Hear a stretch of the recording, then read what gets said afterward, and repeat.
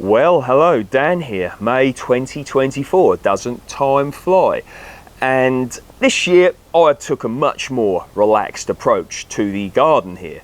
To be honest, I have really enjoyed it. I made a video a little while ago about the possibility of stopping YouTube, etc. I'll link that video along with many other videos in the description box below if you want to check that video out, and indeed many other informative videos as well. You'll find plenty there. But yeah, so I made a decision to continue with YouTube. I'm glad I did. Obviously, I'm not going to be taking a chainsaw to the garden here. I would never have done that.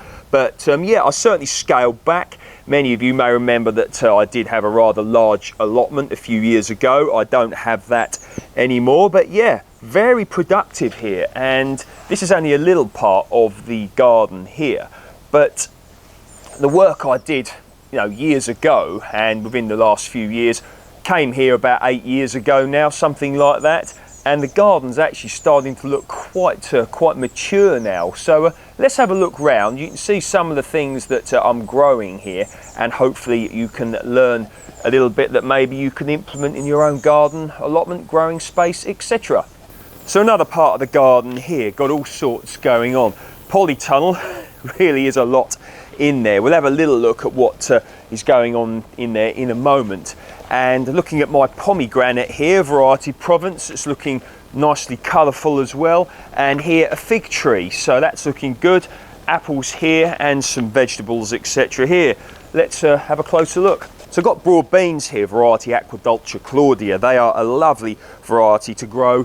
Quite commonly they are the variety recommended for overwintering here in the UK, so it's very nice for that. Beetroot down here, a variety called Rote Kugel 2, which I've never actually grown before, so that's quite intriguing. Now here, this is a broad bean plant growing in this 30-litre tub. I do like growing broad beans in tubs, containers, etc. I think they do quite well, and I made a video actually talking about that in more detail, so you'll find that in the description box below.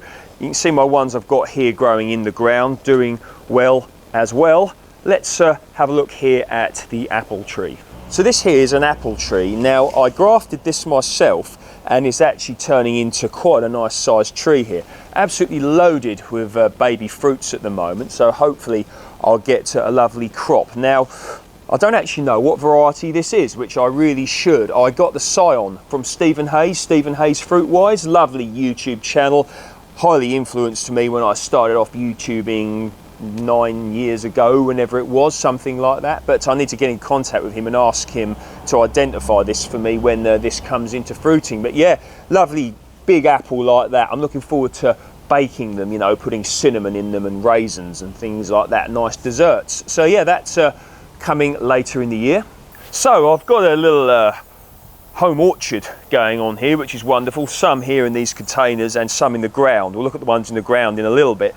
So quite often, or sometimes, people who are renting properties, etc., they want to grow their own fruit trees, but they're not allowed to put them in the ground in the garden where they're living for whatever reason. It's not their property, etc. And even if they are, they don't want to, because if they're only going to live there 6 months, a few years or whatever, they don't want to waste their time, effort and money planting trees in a ground which they're not going to really get much reward from, much result from their planting work, etc. So growing them in containers is great. So here, got a variety of cherry here called Sunburst, and it's absolutely loaded with fruit. So have a little look here, look at that, look, really got masses of fruit on that. So you can see I've got it covered here with a net. If I don't, the incredibly ravenous, hungry pigeons flying around here, constantly scanning for delicacies such as cherries, would absolutely decimate these and eat them, which I don't really want to happen. If I leave the tree uncovered, that's fair game, they're welcome to it, but that would be my negligence if that happens. But with regards to here, a nice tight knit netting, they're not going to get these. So yeah, lovely crop there. Excusez-moi.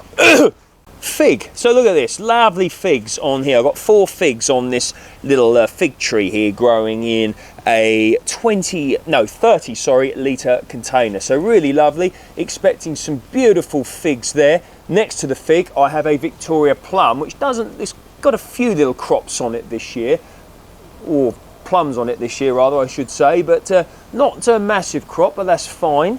Here we have an apple tree, so this is variety Winter Gem. Got a nice little crop on it. Got 2 little apples there, one there, that's 3. So 1, 2, 3, 4. Yep, so we got a few apples on here. Had more on it, like, oh, some up there as well, so that's lovely. This is probably in more like a 40-litre container, doing very well indeed. If you're going to be growing fruit trees in containers, you want a nice fertile growing medium, but yet well draining. You really don't want them sitting in too much moisture. That's not good for the roots. So here I've got another cherry tree. This is variety Sunburst. So this, along with the cherry tree you saw earlier, these are probably about 200 maybe litre containers, something like that. There we are, so very good. And I've also got some strawberries set around them like this, and these are variety Malling Centenary. This might not be described as best practice really, because you know, they're not going to fully excel in here, because obviously they're sharing the nutrients with the cherry tree here, and some may say that these are robbing the cherry tree of nutrients as well, but I'm not going to be worrying too much about those individual details. But yeah, going to be getting a nice crop of the strawberries here, and then the cherries later on. So yeah, absolutely wonderful, and a nice bit of a space saving here as well. So down here I've got some quite nice crops growing. So under the mesh here, the net, I've got a variety of red onion called Carmen and a white onion called Sturon, so very good. Here I've got some sunflowers growing, so I was given some seeds. I don't know what variety these are, but I'm expecting them to get very nice. Now here I've got about 1, 2, 3, 4, 5, something like that, echinacea plants. So I'm getting into a little bit of the old herb growing. I think echinacea is said to be good for coughs and colds, etc. Let me know if you know more about it than me. But yeah, I'm going to be growing some of these, so that'd be lovely, and lovely purple flowers to follow. So that's grand. Over there, I've got, as I mentioned earlier, I've got some beetroot. I've got Rotkugel 2, and I've also got, what else have I got? I've got some spinach beet over there, leaf beet chard, so that's very good indeed. And also over there, I've got 2 tomato plants, variety Big Zac. So Big Zac actually got the world record for the world's biggest tomato, so there we are. Let's see what I end up with over there. Right, into the polytunnel we go. Let's feel the heat as we whoosh the heat. It whooshes you out as you go in. So lovely, here we are in the polytunnel. So peaches and nectarines growing in here, which are grand. Down here I've actually got some heat-loving crops. So we'll cover those in a subsequent video. I won't be covering those in this video today. I want to let them get a nice bit of size on them before I show you what they're like. So you have to wait for that one. Anyway, peaches, variety Peregrine, absolutely wonderful here, and set a huge crop actually of some lovely white flesh peaches. So really nice variety of peach, very tasty, very sweet, with a lovely bit of tanginess to it. So some people say, Dan, why do you grow your peaches, under cover? Well, I protect them from rainfall. Basically a good way of making sure you don't get a horrible condition on your peaches and nectarine trees. You want to protect them from a condition called peach leaf curl, which is absolutely horrible. You don't want to get it. And the way I do that is I protect them from rainfall year round. Some schools of thought say you only need to protect them during the winter months from the rainfall or when they're leafing out, but that's too much of a faff for me, you know, covering them up and then opening it up, etc, etc. I just leave them covered year round, and actually I've done, since any of my I've got 2 peach trees, variety Dixie Red, one in the other polytunnel, this one variety Peregrine at the back. We'll have a look at that in a moment. That's a nectarine tree, variety Lord Napier. I've grown peaches here for some years now, and I've never had one instance of peach leaf curl by using that method of protection, so I can recommend you do that. Let's have a look. Let's have a quick look here, and look at those lovely peaches there. Lovely peaches up here. And yeah, as I look all over the tree, it's got a lovely crop on it. So yeah, plenty to come. So behind me here, got a variety of nectarine, Lord Napier. Once again, a very nice white flesh variety. Sweet with a little bit of tanginess. Very nice crop set. Let's have a look. So out of the peach and nectarine tree in here, this is certainly the weaker tree, but still set a lovely crop here. So look at that, lovely crop there. and this will crop a little bit later than the peach tree, but good amount of nectarines on here considering the size of the tree. There we are, you can see those there. Once again, no peach leaf curl, which is wonderful. So over here I've got a potato that I planted, and it's variety Maris Piper. Now, planted this quite early actually, mid-late February I think, something like that. But you can see got flowers already. So there'll probably be some little potatoes in here that I could harvest now if I wanted, but I don't want to. But yeah, very nice indeed. It was a rather large shop bought grocery store potato, and expecting some nice crops from that. So when the time comes, we'll be doing some nice potato reveal videos. Let's look at some first early potatoes I've got growing as well.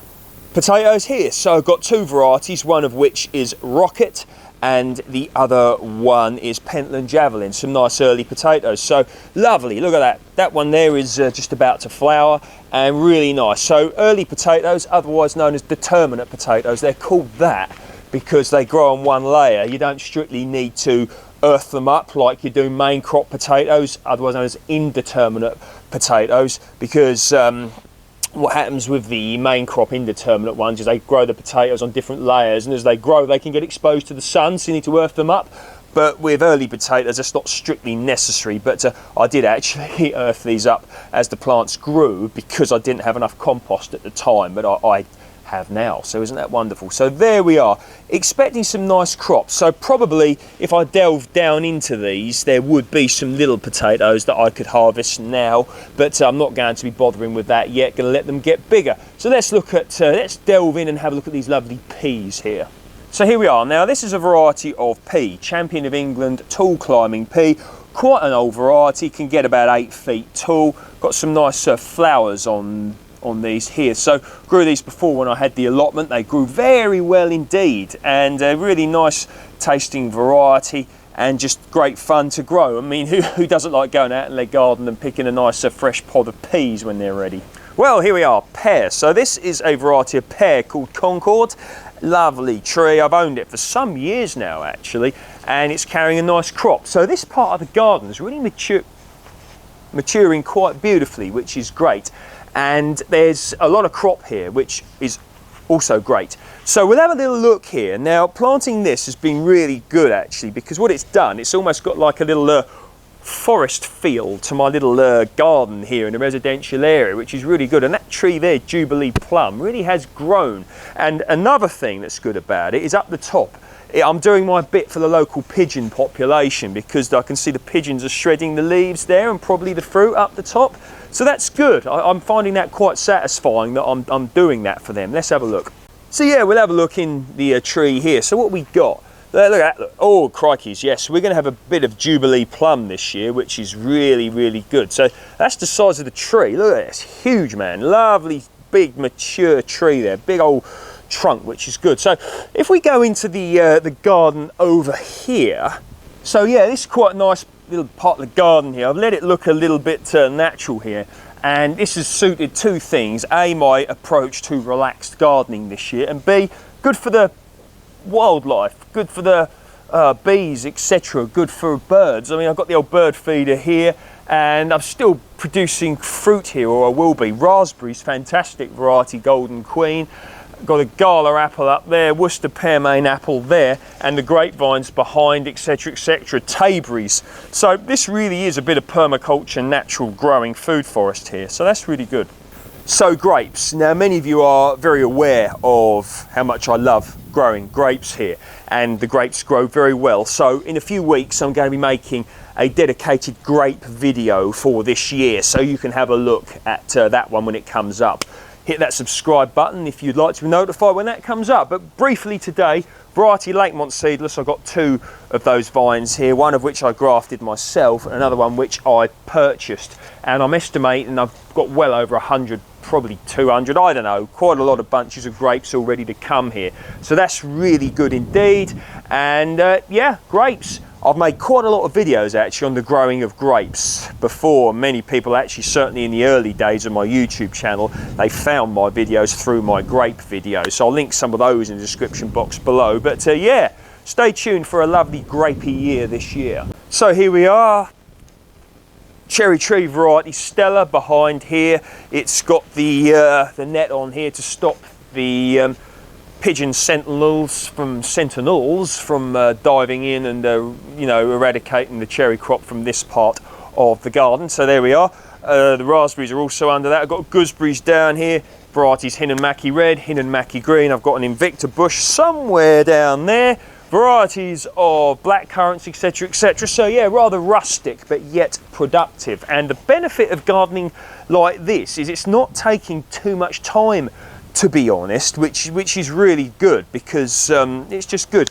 Many of you may be aware that a few months ago I started a new job in a care home, which, I was a care assistant for about nearly 11 years before. Then I did something else for quite a bit of time. Then I went back into the care sort of world, which I'm very enjoying and finding quite satisfying. But it can, of course, leave you psychologically quite tired, which is, no one goes into care work, well, when they've done it for a while, not expecting that. So sometimes I just don't have the energy that I once had for, real hardcore gardening, and the fact that I'm still relatively young, but I'm turning 40 in October. I'm not that 28, 27, 26, 25-year-old whippersnapper anymore that could work 6-7 days a week, no problem, year round, years on end. But that's life. We all have to make adaptations.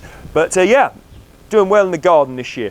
So this part of the garden here, I've got some lovely seedlings, so many of which I planted out already. There's plenty of heat-loving crops in the polytunnel in there. So, but I've still got some to work with here, which I've got some chilies, peppers, etc. here. They're still quite small, but we'll see how they all get on. And I've got melons here. This is a cantaloupe melon, Charente melon, so they're very good indeed here. I've got more tomatoes here, variety Big Zac, but they're sort of stunted because they're in such small pots. But I've got loads I can plant out here if I want, and also I do know some people that I'm going to be giving some of these away to, probably more than likely, so that's very good. Now here I have 3 Jalgalon plants, Gynostema pentaphyllum, and it's known as an adaptogen. So I will be covering this in detail later in the year as these grown, but you might want to look into that. So many of you may be aware that I've been quite influenced by Joe Hollis, who sadly died actually, YouTube channel called Mountain Gardens, and he was also, he's North Carolina, I think, in the US. Lovely patch of land there that he'd looked after for like 50 years, living basically off the grid. And very interesting actually, that channel. I got the idea of growing this from him. So there we are, you might want to look into that. But yeah, so plenty here, and I may plant some more of these out, but we'll see. I've got flexibility. I've also got my little watering can here for watering. I've got some cabbages here as well, etc. But yeah, absolutely loads going on in the garden this year, and later on I'm expecting some rather large crops. So down here I've got some garlic variety Morado, which is doing very well. Grew these from grocery bought cloves, very good indeed, and they will be giving me a lovely crop later in the year.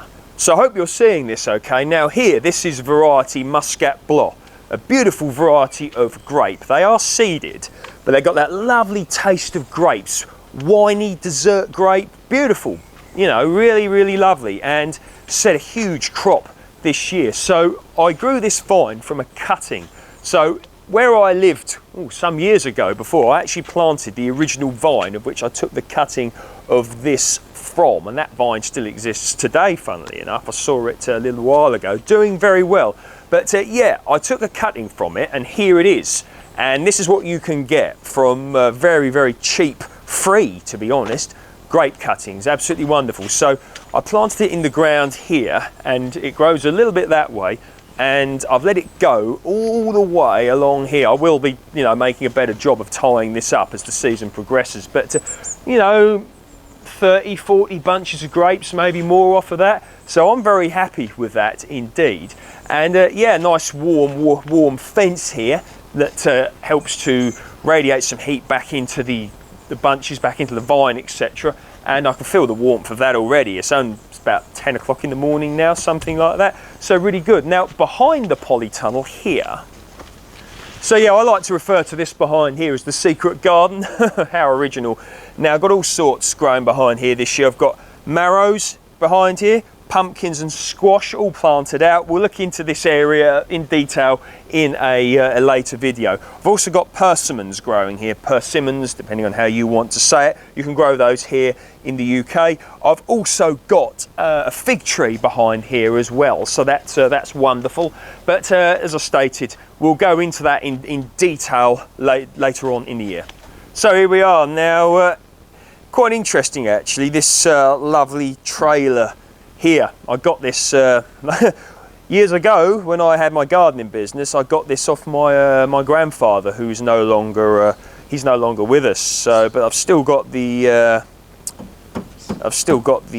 trailer here, and I use it basically to keep these blueberry plants in. So makes me think of my grandfather whenever I look at it, and I'm also using it for productivity as well. So that's really good, and my grandfather would be very much in approval of that because he truly loved gardening. So yeah, here we are. Now, what I got here, I got blueberries here, so a variety of varieties here. Doesn't look quite like I'm going to have the crop I had last year. Some of you may remember I had a huge crop, but that's fine. You know, you can't expect everything to do well every year. This is variety Duke, which is an early variety, so I got a nice little crop there.